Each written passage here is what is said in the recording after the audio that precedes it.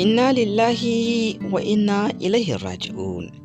Inna lillahi wa inna ilaihi raji'un. Inna lillahi wa inna ilaihi raji'un. Allah daga gare ka muke, kuma gare ka za mu koma wajib. Allah ya yi wa jarumin Kannywood Abdulwahab Alhassan, wanda aka fi sani da suna a warwasa rasuwa, yanzu haka a can garin Jos, wato jihar Filato. Muna fatan Allah subhanahu wa ta'ala ya ji kansa da rahama, ya sa aljannatul firdaus ta zama makoma gare sa. Tuni dai muka ga manya-manyan jaruman masana'antar shirya fina-finai na Kannywood suna wallafa hotunansa gami da yi masa ta'aziyya kai tsaye a shafinsu na Facebook da kuma shauran safikansu na intanet. Muna fatan dai Allah ya yafe masa kurakuransa ya kuma kyautata makwancinsa. Amin summa amin.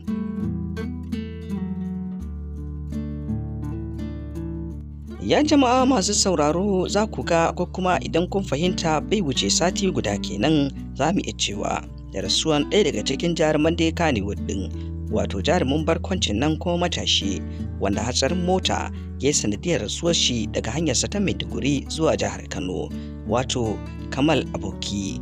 Kazalika ba daɗewa ba ko kuma ba ɗauki wasu kwanaki ba ga ɗaya daga cikin jaruman Kannywood ɗin kuma dai a can garin Jos, wanda aka fi sani da Abdulwahab Alhassan, wanda ake lakabi da awarwasa, shi ma ya bi ɗan uwan nashi ko kuma ce takwaran nashi a masana'antar shirya fina-finai ta Kannywood. Muna fatan dai dukkaninsu Allah ya ji kansu da rahama, ya sa aljannatul firdaus makomarsu, ya kuma yafe dukkanin kurakuran da suka aikata, ya kuma tabbatar da su akan tafarkin daidai.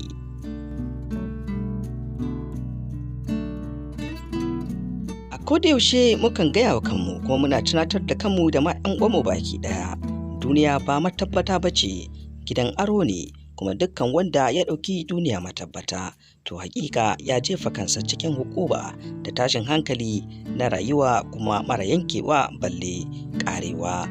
Ya kamata 'yan uwa mu gane, a koda yaushe mu gane mun zo wannan duniya ne ba don komai ba, domin zuwa mu tabbatar da hukuncin Allah subhanahu wa ta'ala na kaddara mu mai kyau ko mara kyau a kankin kanmu.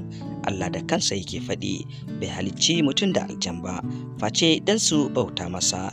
Wajibi ne mu tsaya mu bauta wa Allah bil haƙi da gaskiya, mu kuma bi shi ta yarda ya ce mu bi shi, ko dan mu samu sakamako mai kyau a ranar gobe kiyama. Duba da irin al'amura da ke zuwa kazo, mukan fahimci cewa mutuwan nan ba ta da wani lokaci da za ta sanar da kai ga ta nan zuwa, don haka kai ne ya zama wajibi ka shirya mata domin jirar lokacin da za ta riske ka ta same ka cikin shirinka, wato ka shirya haɗuwa da ubangijinka cikin salama da sawaba. Allah ka sa mu yi kyakkyawan ƙarshe, Allah ka sa ranar da mutuwar za ta zo mana muna masu cikakken imani da kuma yaƙini da tabbatarwar alkhairanka da kuma rahamominka a tattare da mu. Allah Ubangiji, in za ka ɗauki rayuwarmu ka yarda mu kasance akan hanyar nan taka ta ihdinas siratal mustaqim siratal ladzina an'amta alaihim.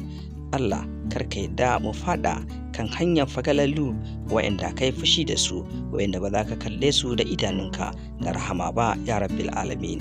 Allah ka yafe mana kurakuranmu ba da mu ba, Allah ka yafe mana ya rabbil alamin.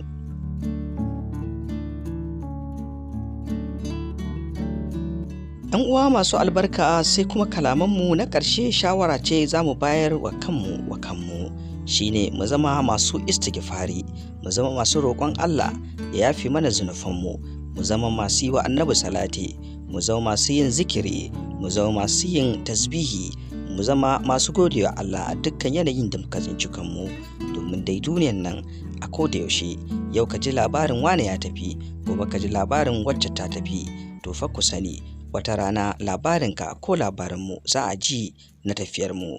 Muna fatan mu tafi cikin imani, muna fatan mu tafi cikin salama, muna fatan mu tafi cikin kyakkyawan yaƙini da kyakkyawan imani da kyautata wa Allah zato akan ayyukan da muka aikata.